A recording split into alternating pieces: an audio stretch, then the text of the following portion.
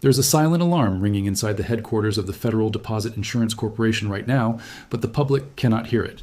The alarm is triggered by a specific, terrifying data point that has quietly crossed a critical threshold in the American banking system. For the first time in history, the total amount of unrealized losses sitting on bank balance sheets has exceeded the total capital buffer of the entire regional banking sector. This means that if you were to mark every asset in the U.S. banking system to its true market price today, hundreds of banks would instantly be technically insolvent. We're not talking about a few bad apples or reckless gamblers. We're talking about the structural foundation of the economy itself. The money that you see on your mobile banking app is effectively a digital illusion backed by assets that are worth 60 cents on the dollar. This gap between the fantasy price and the real price is what we call the ghost loss, and it is currently estimated at $8.5 trillion. This is the true cost to fix the system. A bill that has been deferred, hidden, and ignored by regulators who are praying for a miracle.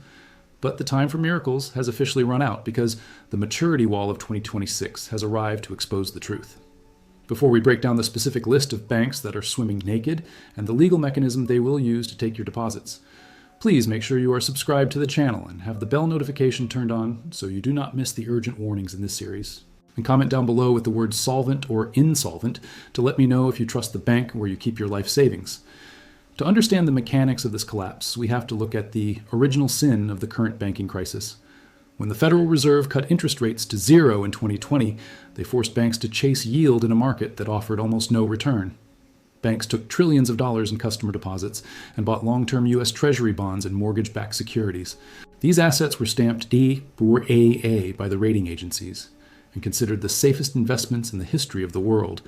But safety is a relative term, and it depends entirely on the stability of interest rates and inflation. When the Fed was forced to hike rates aggressively to fight inflation, the value of those safe bonds crashed violently. A bond paying 1% interest is mathematically worthless in a world where new bonds pay 5%.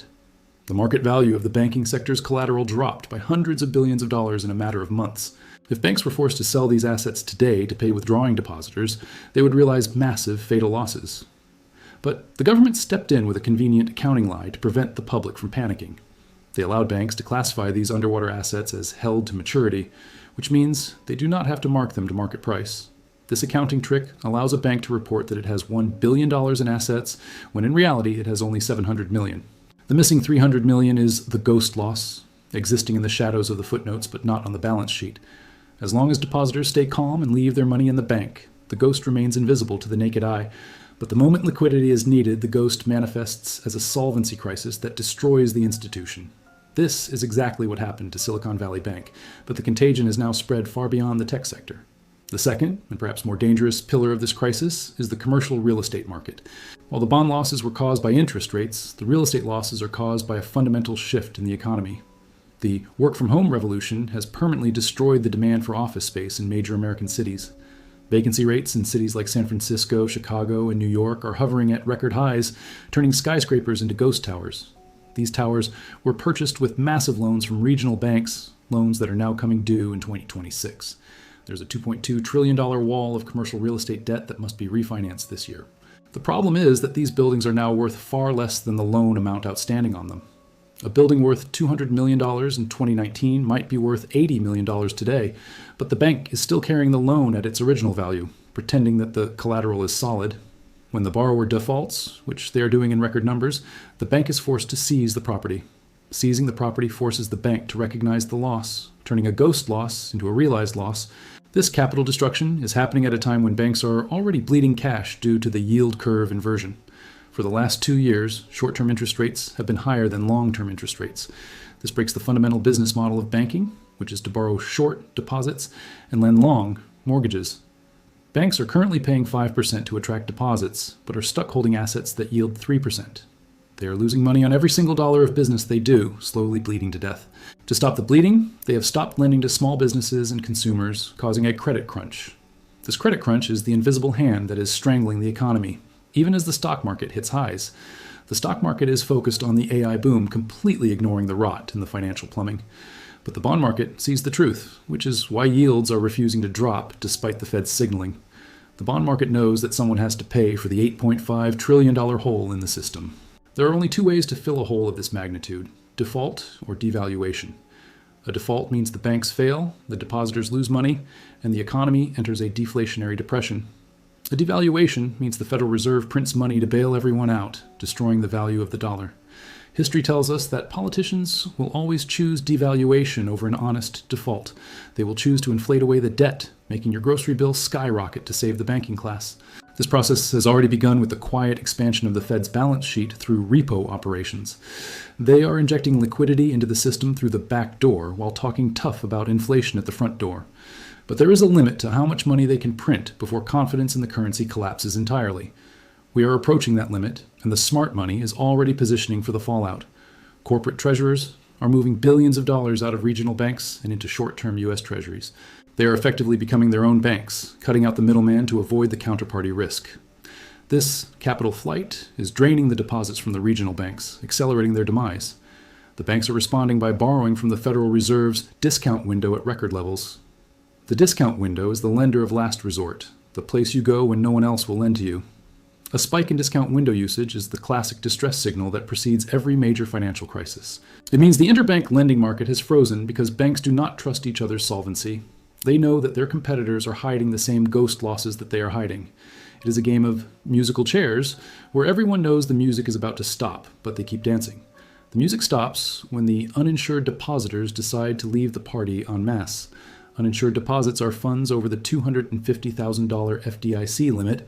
There are roughly $7 trillion of these deposits sitting in the U.S. banking system right now. If just 10% of these deposits move, the entire system collapses instantly. This fragility is why the regulators are terrified of social media and the spread of information. A viral post about a bank's insolvency can trigger a run faster than they can declare a bank holiday. We are living in the age of the Twitter bank run, and where speed kills the illusion of safety. The regulators have a plan to deal with this, but it is not a plan that benefits you. It is called the bail-in regime, a legal framework established after the 2008 crisis. It allows a failing bank to convert your deposits into equity to recapitalize the institution. You go to sleep with money in your checking account and wake up with shares in a bankrupt bank. This keeps the bank open and the system running, but it wipes out your purchasing power. Most Americans have no idea that they are legally considered unsecured creditors of their bank. They believe the money in the vault belongs to them, but legally, they have loaned it to the bank. And when you lend money to a broke entity, you should expect to take a loss. The $8.5 trillion ghost loss is the bill that is coming due for the excesses of the last decade. It is the cost of artificially low interest rates, reckless lending, and regulatory capture. The system is trying to transfer this cost from the banks to the public through inflation and bail-ins. Your only defense is to understand the game and remove your chips from the table before the dealer folds. You must look at your bank not as a vault, but as a hedge fund that is currently underwater. Check their call report for unrealized losses and exposure to commercial real estate. If the numbers do not add up, do not wait for the news to tell you it is safe. The news will tell you it is safe right up until the moment the doors are locked. The ghost loss is real, the math is verified, and the clock is ticking down. The maturity wall of 2026 is the catalyst that forces the ghosts into the light. When they appear, the illusion of wealth will vanish, leaving only the hard reality of debt. We are watching the controlled demolition of the regional banking system in real time. The dust has not yet settled, but the structure has already been fatally compromised. Protecting yourself requires action, vigilance, and a refusal to accept the official narrative. The money you worked for is at risk, and the custodians of that money have failed you. It is time to face the ghost and prepare for the reality of the coming reset. The collapse is not happening uniformly across the map. It is striking specific targets with the precision of a guided missile. If you live in a major metropolitan area dominated by commercial office towers, you are standing at ground zero of the blast zone. New York City, San Francisco, Chicago, and Los Angeles are home to the banks that aggressively financed the skylines of the last decade. These regional lenders poured billions into skyscrapers that are now standing 30 or 40% vacant on any given Tuesday. The valuation of these buildings has not just dipped, it has fundamentally reset to a level that leaves the loans underwater. When a building worth $500 million drops to $200 million, the $300 million loan attached to it is dead. But the bank cannot admit the loan is dead, because doing so would wipe out their capital reserves immediately. So they enter a phase known in the industry as extend and pretend, a dangerous game of delay. They modify the loan terms, offering interest-only payments or extending the maturity date by a year. They pray that interest rates will crash back down to zero before the extension runs out. But the Federal Reserve has made it clear that the era of zero interest rates is over for this generation. This leaves the banks trapped in a doom loop, that is slowly strangling the local economies they serve. As property values collapse, the property tax revenue collected by the city governments collapses alongside them. Cities are forced to cut services, reduce police presence, and delay infrastructure repairs to balance their budgets. This degradation of public services causes more businesses and residents to flee the city for safer suburbs. The exodus drives vacancy rates even higher, pushing property values even lower in a self-reinforcing death spiral. The banks sitting in the middle of this spiral are holding collateral that is depreciating every single day. Independent research firms estimate that the true default rate on office loans is already approaching 20%. Yet the official delinquency rate reported by banks is sitting miraculously below 2%. This gap between 20% reality and 2% fiction is the regulatory gap that allows the zombie banks to survive. But the contagion is not staying contained within the borders of the United States anymore. It has crossed the Pacific Ocean and triggered a crisis in the massive Japanese banking system. Japan was the largest foreign buyer of American commercial real estate debt during the boom years. Their banks, desperate for yield in a negative rate environment, bought the riskiest tranches of U.S. office loans. Now, the Norinchukin Bank, a massive Japanese agricultural lender, has announced catastrophic losses. They are being forced to liquidate tens of billions of dollars in U.S. and European bonds to cover their mistakes. When a whale, like Japan, starts selling, it crushes the price of the assets for everyone else holding them. This forced selling drives up yields and drives down prices, worsening the balance sheet holes of U.S. regional banks. It is a global feedback loop, where a default in Manhattan causes a margin call in Tokyo, which forces a sale in London. The interconnectedness of the global financial system is turning a localized fire into a worldwide inferno. And while the banks are focused on their real estate disasters, they are ignoring the consumer credit bomb. The average American credit card holder is now carrying a balance that charges 22% interest. Delinquency rates on credit cards and auto loans have just breached the levels seen in 2008. The banks have loan loss provisions set aside for a mild recession, not for a structural collapse of the consumer. If unemployment ticks up by even 1 percentage point, the losses on consumer loans will flood the already drowning banks. This is the second wave of the crisis that the market has not yet priced in. The first wave was the bond losses. The second wave is the credit defaults. When these two waves collide, they create a rogue wave capable of capsizing even the strongest institutions.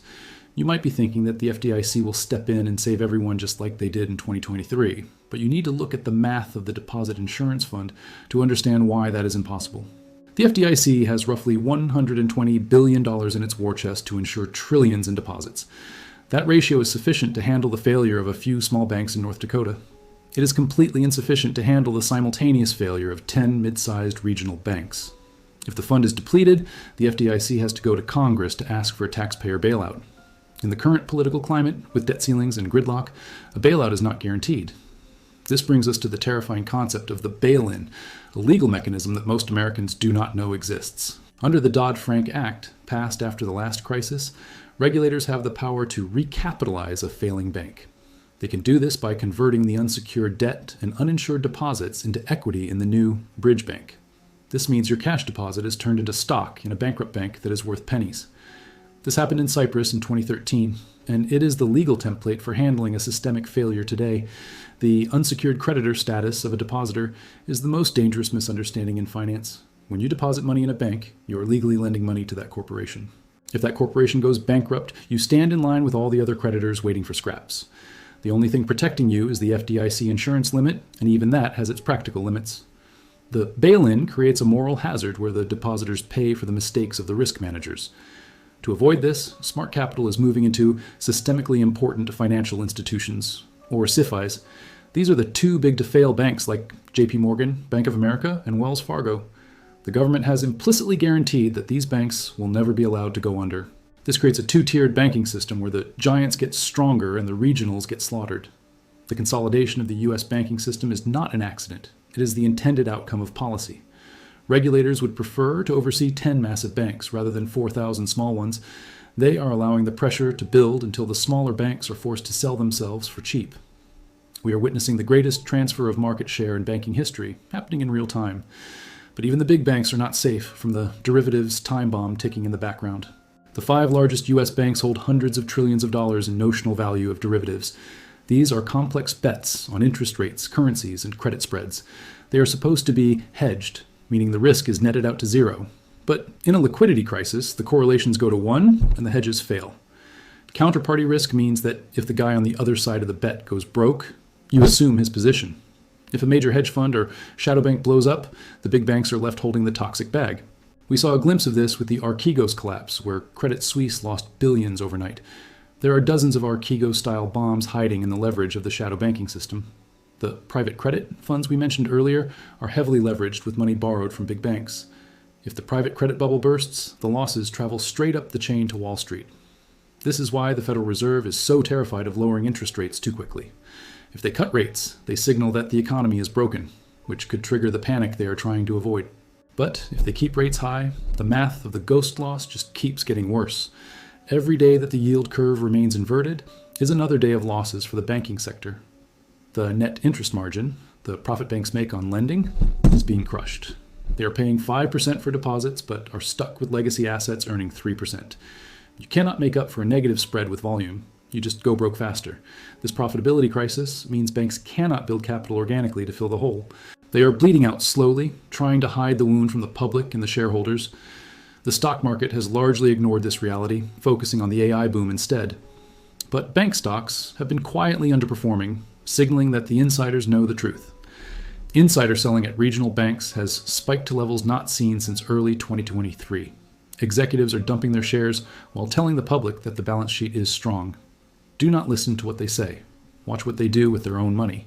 The divergence between the stock price and the credit risk is at an extreme level.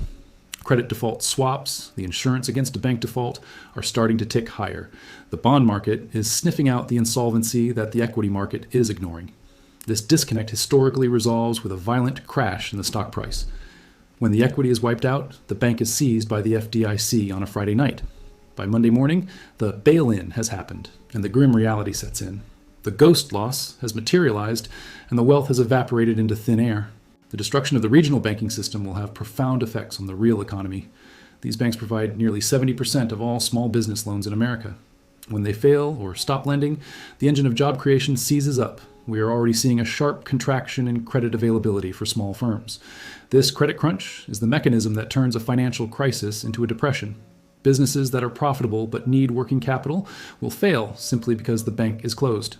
This supply-side shock will drive unemployment higher, feeding the consumer default loop.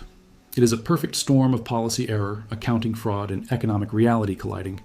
The Federal Reserve believes it can manage this controlled demolition without a catastrophe. But history shows that once a banking panic starts, it takes on a life of its own. The psychology of the crowd is the one variable that the Fed models cannot predict.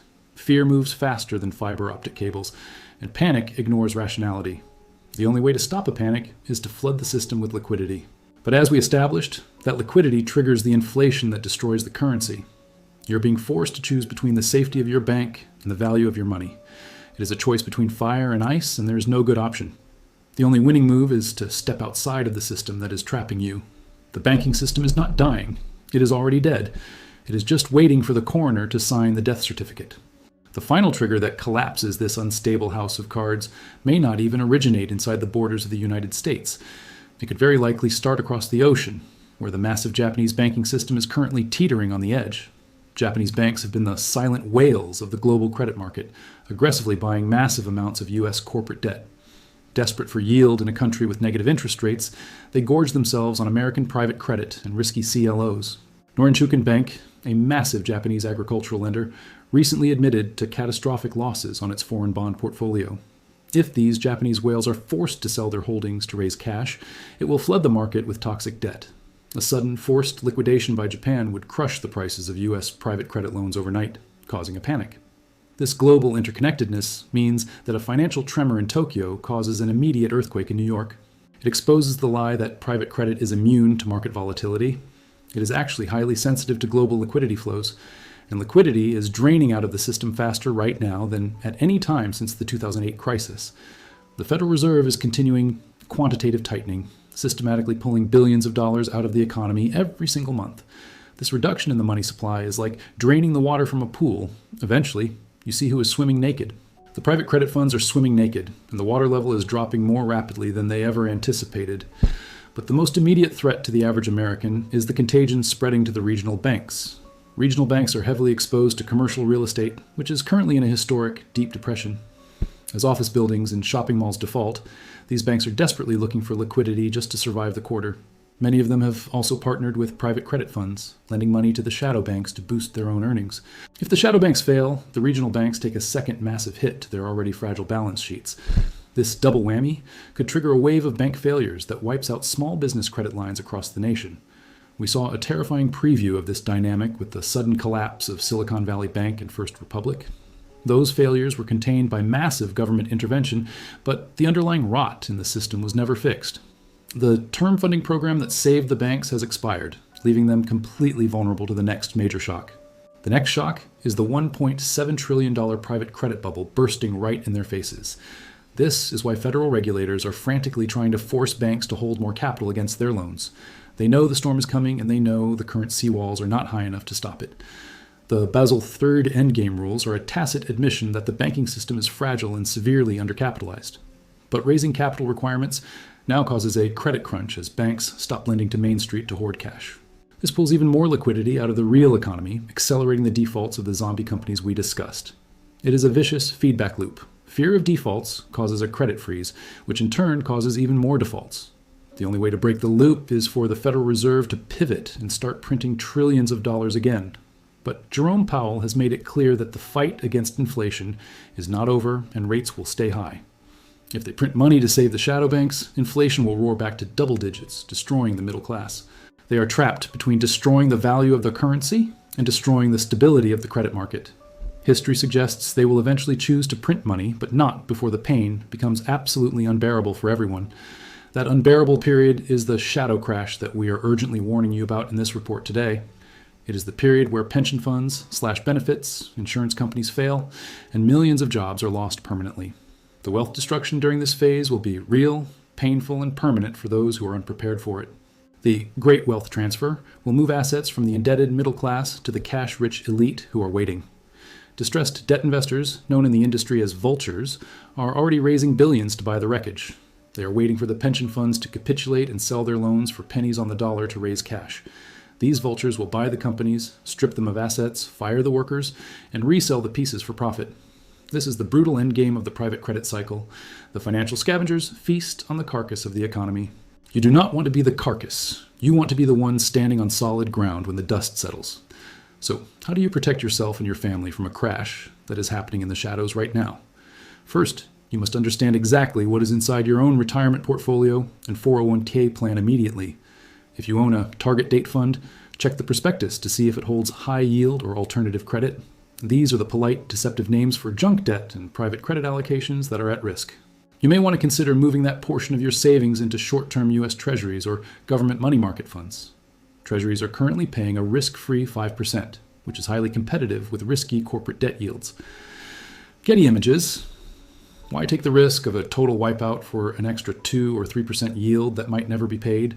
Second, be very wary of fixed annuities offered by lesser-known insurance companies promising returns that are too good to be true. Check the financial strength rating of the insurer and ask specifically about their exposure to CLOs and private credit.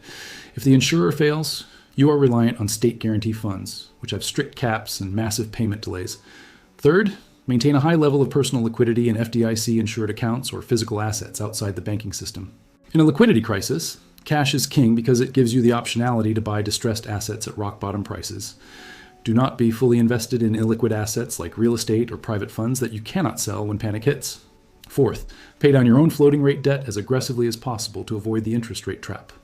The same interest rate spike killing the zombie companies is hurting households with credit card debt and adjustable mortgages. Get out of the debt system before the credit lines are cut off by the banks during the coming crunch. Finally, educate your community and your family about this hidden risk so they are not caught off guard. Most people are sleepwalking into this crisis, trusting that the experts and regulators have everything under control. The experts do not have it under control. They are actively trying to hide the problem to prevent a panic. The soft landing narrative is a marketing slogan designed to keep you invested while the institutions exit their positions. Real economic data shows a hard landing is already happening in the industrial, manufacturing, and credit sectors. The freight recession, the manufacturing contraction, and the bankruptcy spike are the real indicators of the economy's health. The stock market is being propped up by a handful of AI tech stocks, masking the weakness underneath the surface. This bifurcated market cannot last forever. Eventually, the credit reality drags the stock valuations down to earth. When the credit cycle turns, equity values are always the last to fall, but they fall the hardest and fastest. The $1.7 trillion bubble is the pin that will pop the everything bubble we are living in. It is the weak link in the chain that connects the high towers of Wall Street to Main Street America. We are witnessing the end of an era of financial irresponsibility and magical thinking about debt and risk. The belief that you can borrow your way to prosperity without paying the price is dying a painful death. The price is now being presented, and it includes the accumulated interest of a decade of mistakes. This correction is necessary to cleanse the system of zombie companies and bad capital allocation that stifles growth. But the process of cleansing is painful, chaotic, and destructive to the unprepared investor who ignores the signs. The shadow crash will rewrite the rules of investing for the next generation of Americans. It will teach us again the difference between return on capital and return of capital in a crisis. Getting your money back is more important than getting a high yield on paper that disappears in a crash. The pension funds forgot this lesson, and they're about to learn it the hard way in the coming months. Do not let their mistake become your financial ruin. Take action while the window of opportunity is still open. Take control of your financial destiny by becoming your own risk manager and questioning every financial product you own. Do not delegate your safety to a fund manager who gets paid whether you lose money or not. The incentives of Wall Street are not aligned with the incentives of your retirement security. They want fees and assets under management. You want security and survival for your family's future. This divergence of interests is why the private credit trap was set in the first place by the industry. It was a product designed to generate massive fees for them and hide massive risks for you. Now the trap is springing shut, and the window for protective action is closing rapidly every single day. The signs are all around us: the PICA toggles, the gated funds, the failing insurers, and the rising defaults.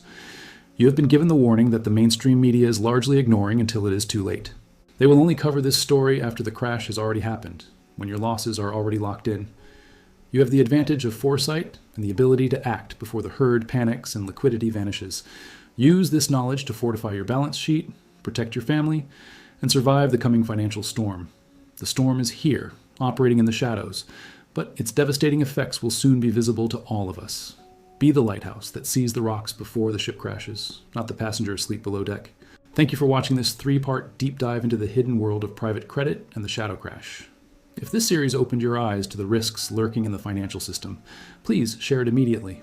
Send it to anyone who has a pension, an annuity, or a 401k plan that might be at risk. The more people who understand this risk, the better we can prepare for the fallout and rebuild. Subscribe to the channel and turn on notifications so you are alerted to the next crisis signal we uncover. We will continue to track the defaults, the bank failures, and the shadow banking moves every single day. Together, we can navigate the shadow crash and emerge with our wealth, our freedom, and our future intact.